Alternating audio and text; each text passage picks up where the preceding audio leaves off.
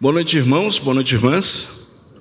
É com uma alegria poder estar de novo e de volta à casa, onde nós, lá da Igreja Presbiteriana de Perdizes, nós somos plantados, nós somos filhos dessa igreja. A gente veio para plantar essa igreja há alguns anos atrás, e logo em seguida veio a pandemia, foi bem difícil, e trabalhei aqui por um tempo, servindo na missão de plantar a igreja lá. Trago um abraço dos irmãos, das irmãs de lá, e para mim, sempre voltar aqui é algo que me faz lembrar de algumas coisas, principalmente das conversas que tive no começo da plantação com o reverendo Arival, onde ele falava assim: Robson, você vai plantar a igreja? A única coisa que você tem que fazer é dobra o joelho no chão, trabalhe e dependa do Espírito Santo. Faça isso, só isso que você tem que fazer, todos os dias. Vai ver que você gosta de planejamento, com essas coisas, mas você tem que realmente dobrar o teu joelho. E ali eu entendi que também isso tem a ver com a mensagem de hoje. Ali eu entendi porque a gente faz planos. Não é um problema fazer plano, nenhum problema. O problema é quando a gente utiliza desses planos como instrumento para poder controlar aquilo que não é controlável, de ser senhor, de poder controlar os eventos, e ali a gente para de viver pela fé. A gente começa a viver pelos nossos próprios caminhos. E aí Deus faz o quê? Ele coloca o pé na frente para a gente tropeçar, Ele envia um espinho na carne para a gente lembrar que a gente é criatura, que a gente não é Deus, que a gente às vezes esquece dele na nossa jornada. Aquelas palavras, elas me provocaram bastante, mas eu havia esquecido. Somente no meio da caminhada que eu lembrei daquelas palavras, de entender que a gente faz planos, mas a resposta certa sempre vem da onde? Do Senhor. Por isso eu gostaria hoje, no primeiro culto do ano, de falar com vocês sobre um tema chamado Se Deus Quiser. Parece ali uma frase clichê, né? Mas não, a gente vai ver que não. Planejando 2025 com sabedoria. Gostaria de convidá-los a abrir a palavra de Deus em Tiago, o irmão de Jesus, que escreveu para aqueles novos cristãos.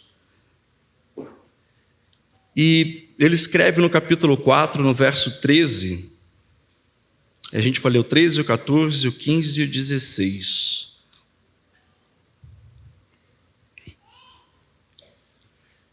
A palavra do Senhor diz assim: atendei agora, vós que dizeis, hoje ou amanhã iremos à cidade tal, e lá passaremos um ano, e negociaremos e teremos lucros. Vós não sabeis que sucederá amanhã. Que é a vossa vida? Sois apenas como neblina, que aparece por um instante e logo se dissipa. Vamos ler em uma só voz? Em vez disso,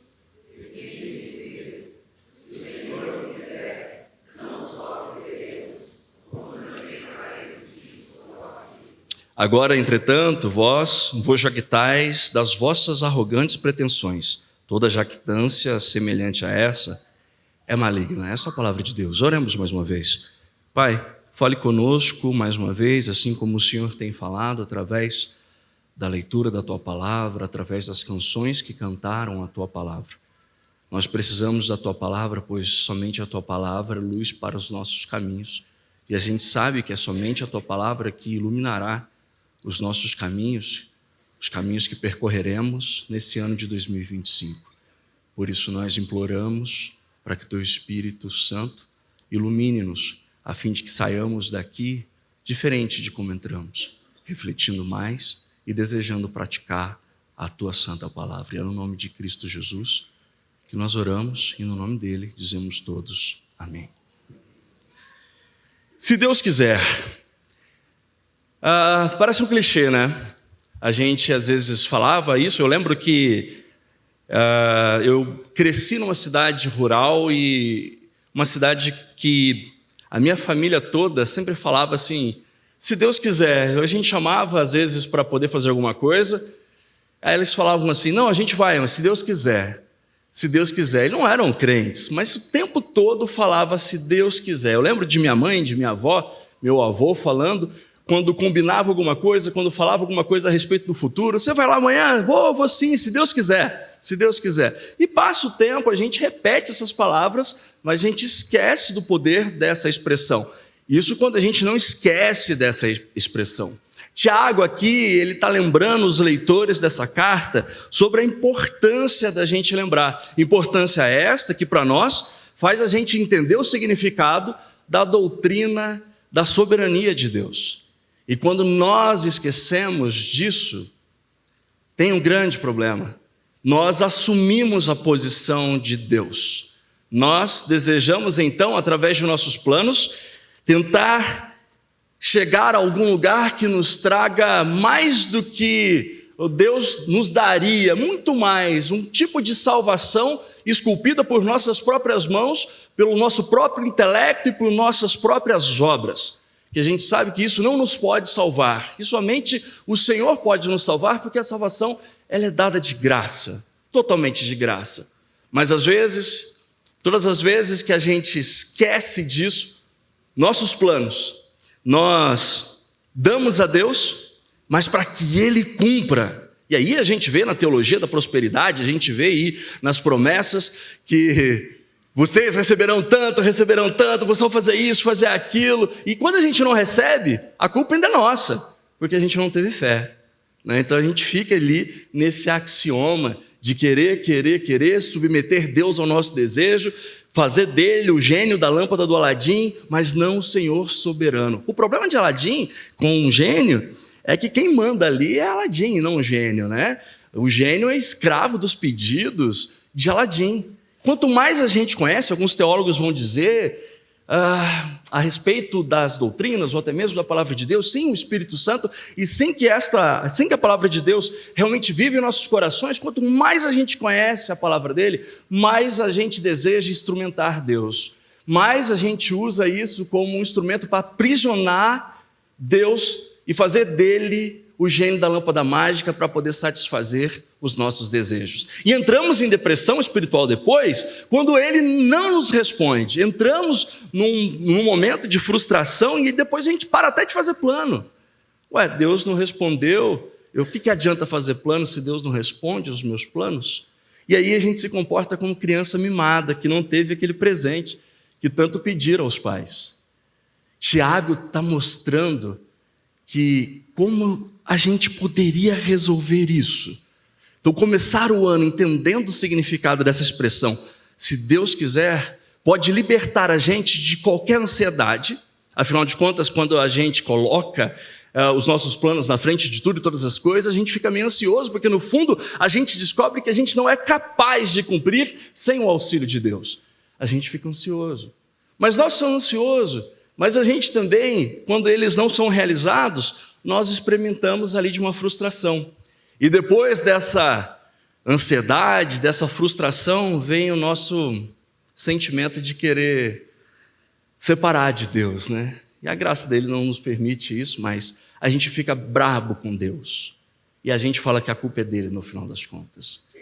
Então, para que a gente não caia nesse problema, ao planejar o ano de 2025, é importante que a gente diga e entenda todos os dias, se Deus quiser.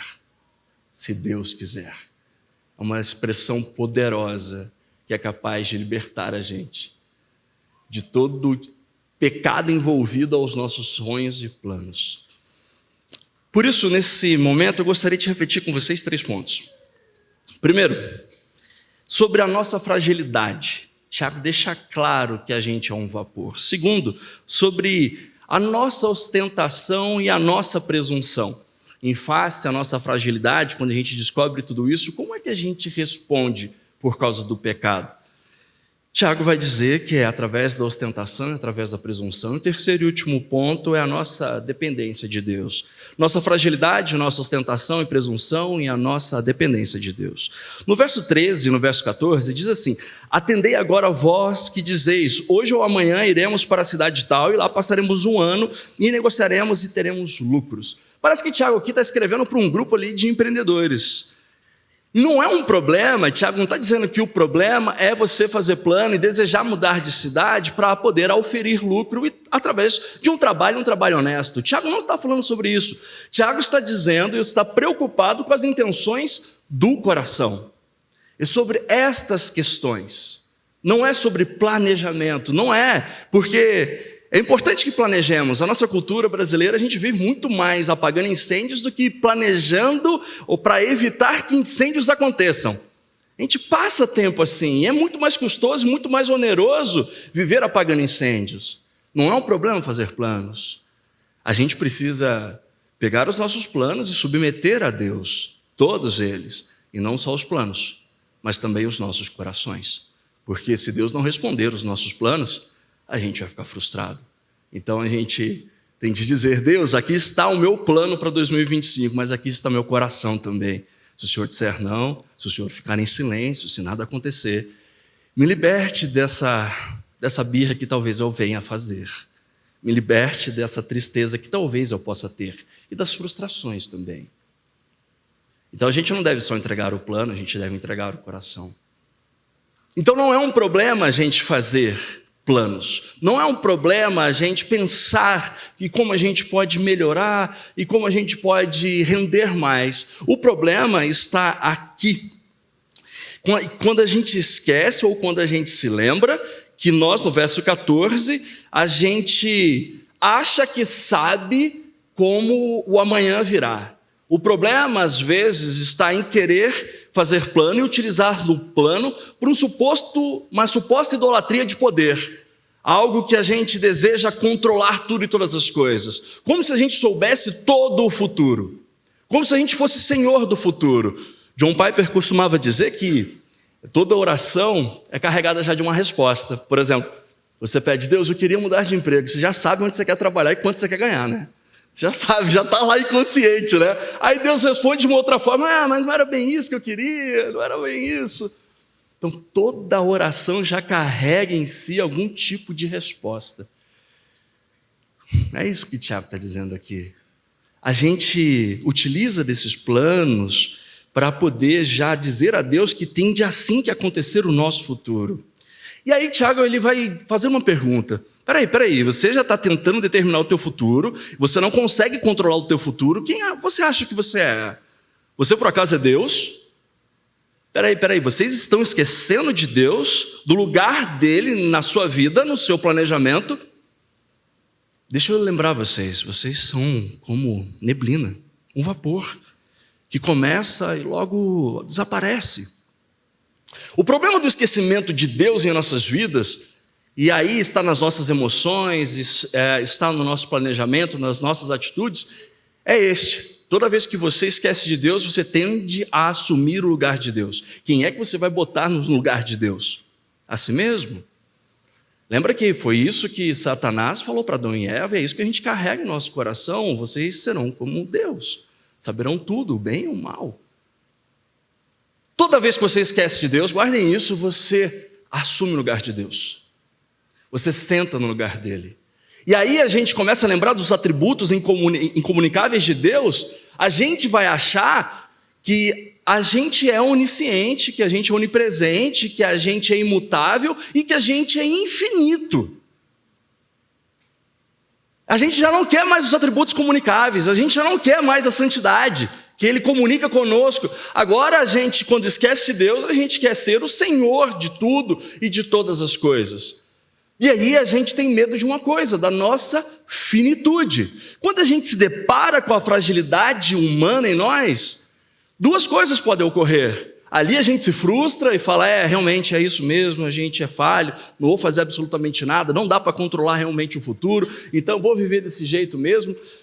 Ou a gente vai tentar dar um jeito para que o futuro seja de acordo com todo o nosso desejo, de acordo com os nossos sonhos e planos. A gente vai forçar para que Deus restabeleça isso. E quando a gente faz isso, a gente assume totalmente o lugar de Deus.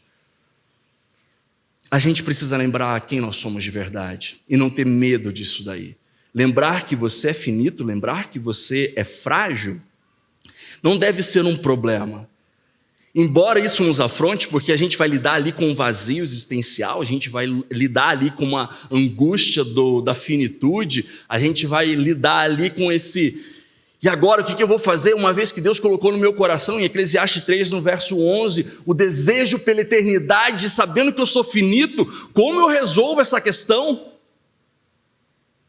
A finitude pode amedrontar muitos de nós, porque não é só saber que um dia nós desapareceremos, é lidar com coisas que realmente acontecerão, como a impotência. Você perderá o seu vigor, a sua potência, a sua capacidade de resolução, vai depender de alguém. Lidar com frustrações, lidar com a morte, e não só a morte no sentido da nossa inexistência, mas a morte do nosso vigor, dos nossos desejos. Já não sonho mais porque Deus não realiza os meus sonhos. Não, a gente só precisa ressignificá-los, entender como a gente deve sonhar, talvez com sabedoria. Deus não quer que paremos de sonhar nem de imaginar, de maneira alguma. Ele só quer que sejamos mais sábios, dar a Ele o lugar dele e falar: Senhor, está aqui. Não só aquilo que eu penso, que eu queria e gostaria de fazer, mas está aqui também o meu coração. Então veja, como Deus utiliza muitas vezes para nos tirar desse lugar de arrogância e de presunção, lembrando que somos o quê? Criaturas e não o Criador, que somos homens e mulheres, que somos humanos, que somos passageiros, que somos efêmeros. Dói isso, né? Saber que um dia esquecerão da gente. Dói isso. E aí, o problema é que a gente não entende que essa dor é um sinal positivo de que Deus nos faz e nos deseja que a gente dependa dele o tempo todo. Essa dor é como um espinho na vida de Paulo. Vamos lá, para vocês lembrarem aquilo que Paulo escreve em 2 Coríntios, no capítulo 12, do verso 7 até o verso 10. E para que eu não me ensoberbecesse com a grandeza das revelações, foi-me posto um espinho na carne, mensageiro de Satanás, para me esbofetear, a fim que não me exalte. Por causa disso, 3 vezes pedi ao Senhor que o afastasse de mim. Então ele me disse: a minha graça te basta. Lembrar dessa dor, da finitude, é entender que Deus está esbofeteando a gente o tempo todo, para fazer a gente acordar que a gente não deve, em nenhum momento, pegar os nossos planos e forçar para que Deus cumpra, mas sim fazer: Senhor, está aqui. Se o Senhor quiser, se o Senhor desejar, está aqui. Então Deus utiliza da dor para lembrar a gente de quem a gente é o tempo todo. E no verso 10, ele diz o seguinte, Paulo: pelo que sinto prazer nas fraquezas, nas injúrias, nas necessidades, nas perseguições, nas angústias, por amor de Cristo, porque quando sou fraco, então é que sou forte. Não é um problema você lembrar da finitude, porque quando você lembra disso, você entende que aquilo que tanto você deseja, esse anseio pela eternidade, é dado em Cristo Jesus. Porque ele disse lá em João: eu sou a ressurreição e a vida, aquele que crê em mim, ainda que morra, viverá, e todo aquele que vive e crê em mim, nunca morrerá. É esse paradoxo, o evangelho é esse paradoxo. Então você lembra da sua finitude, logo vem a graça e fala que você experimentará, se você acreditar e crer em Cristo, que Ele morreu, Ele é a sua vida e não os seus planos realizados, Ele é o teu prazer e não os teus planos realizados, você jamais morrerá. Jamais morrerá. O problema que aqui também, através dos nossos planos, é que o tempo todo a gente tenta nos salvar. A gente tenta um jeito de salvar a gente mesmo. E aí o espinho na carne faz a gente lembrar que somente Cristo pode salvar a nossa vida. Façam planos, mas lembrem de quem vocês são, da finitude de vocês. Então Tiago deixa claro: nós somos como vapor, nós somos como neblina. Então, ao invés da gente determinar se a gente é passageiro, vamos fazer o seguinte: vamos perguntar para quem é eterno se a gente é passageiro. Vamos perguntar para quem já sabe do amanhã. E aí Tiago nos convida a fazer de uma forma diferente, de depender de Deus, que é o nosso ponto 3. Mas antes de chegar lá, nosso ponto 2.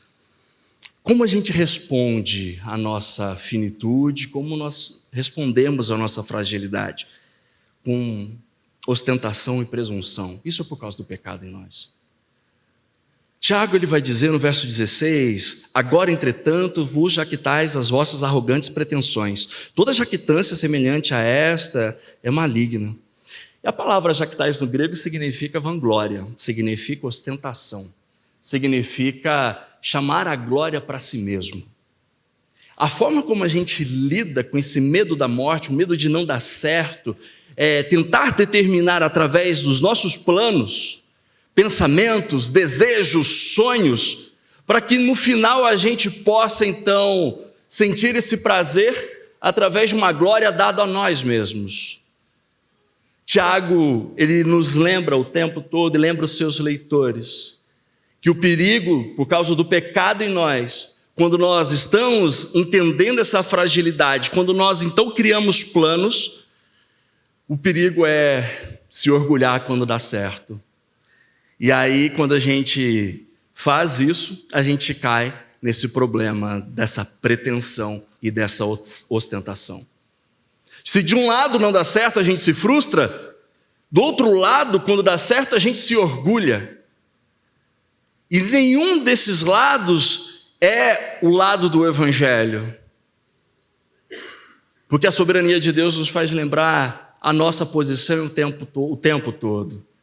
De entender que nós somos filhos dele, criaturas e não criador. Se entendermos isso, entendermos que se o pecado em nós, quando a gente lida com essa ideia de criar um plano para dar certo o nosso ano, ele vai levar a gente ao orgulho e vai levar a gente à ostentação, como a gente deveria lidar? Irmãos, às vezes é inconsciente, totalmente inconsciente essa sensação. Porque, na verdade, pode ser até mesmo um mecanismo de defesa, que a gente lida com a nossa inferioridade, que a gente lida com esse desejo de aparecer para alguém, esse desejo de mostrar que a gente é um homem ou uma mulher bem-sucedida, e por isso a gente faz o plano, e depois a gente força a Deus para poder cumprir o nosso plano. Pode ser um mecanismo de defesa inconsciente nosso. E a religiosidade faz isso com a gente o tempo todo. Ou a gente se frustra e vive como crentes deprimidos, ou a gente é orgulhoso e a gente acha que Deus responde a gente por causa de nossas ações, de nossos planos, porque somos bons. O problema do pecado em nós é que nos leva a vivermos entre esses dois polos. Quando nós estamos buscando viver aqui nesse mundo que é passageiro, entendendo que somos finitos, mas buscando nas coisas materiais um prazer que somente Deus pode nos dar.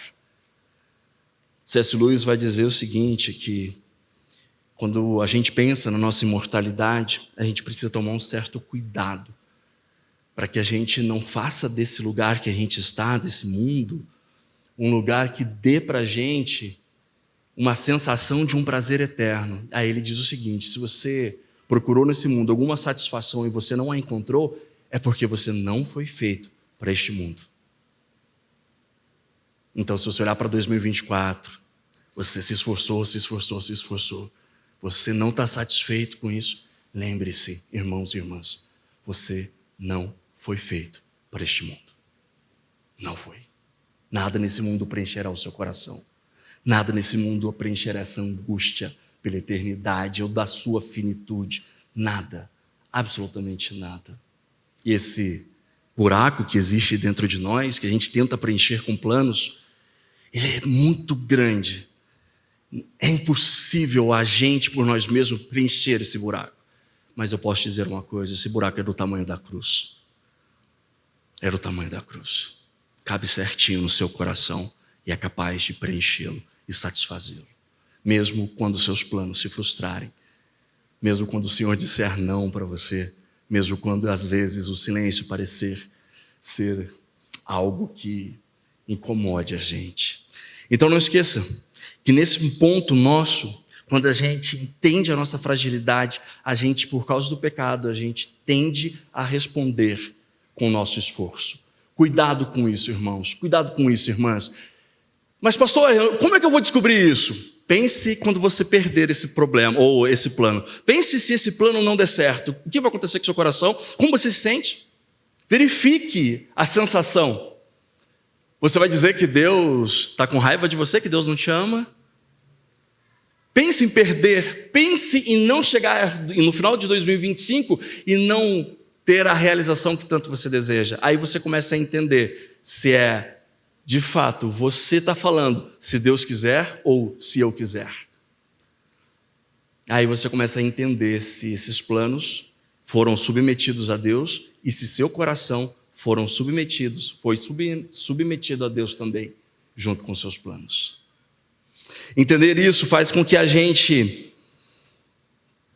pegue um pouco mais leve, pegue muito mais leve com Deus. E mais do que isso, se a gente entende que a gente cai nesse risco, a gente começa a compreender que a doutrina da soberania de Deus não é um convite para a gente ficar sentado, mas é um convite para a gente arriscar e viver pela fé, que é o tema da litúrgico desta igreja, que é viver pela fé, mas é entregar todo o nosso plano e o nosso coração ao Senhor. É dar sempre o seu melhor e confiar em Deus.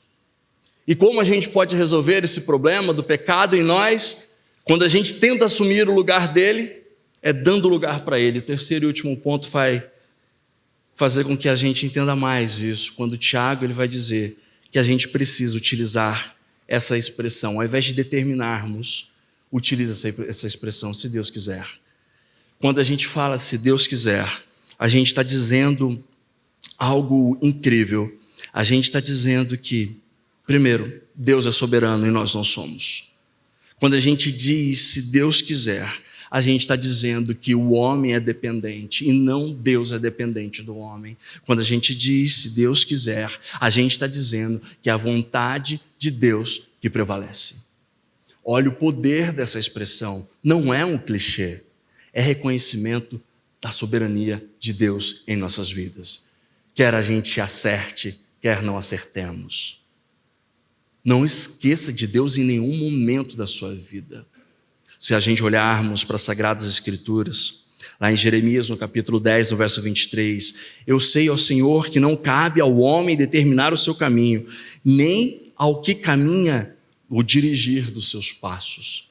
A gente precisa de humildade quando a gente escrever os nossos planos.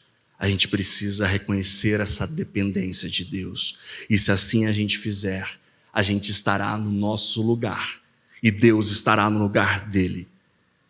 Nós, como criatura, e ele como criador.